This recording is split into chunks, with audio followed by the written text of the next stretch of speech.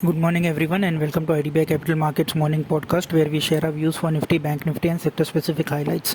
What we saw yesterday was that we had the negative opening for the markets for both Nifty and Bank Nifty, and for Nifty we did breach 16,400 levels during the day, and then it retraced lower almost to make an intraday low of 16,347.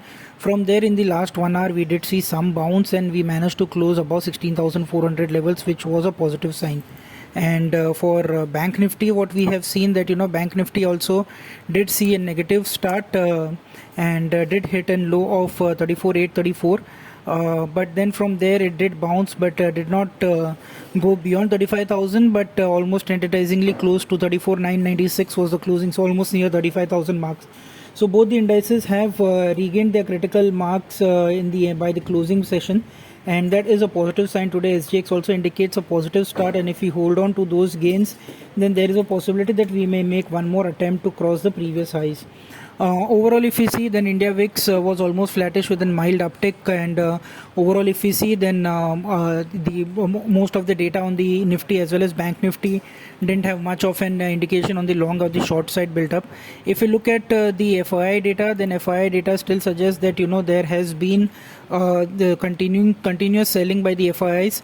If you look in the cash market, also FIIs were on the selling side, and even in the FNO space, they had seen selling.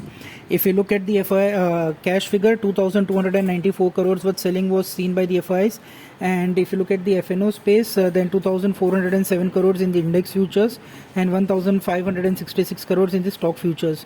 However, DIS did buy over 1,311 crores. So overall, we still feel that if we manage to hold on to 16,400, then we may see one more attempt to pull up in this market, and we may again try to go beyond 16,600, 16,800 levels in next few weeks. So as a standard disclosure, investments are subject to market risk, so please read the offer document carefully before investing, and thank you for tuning in.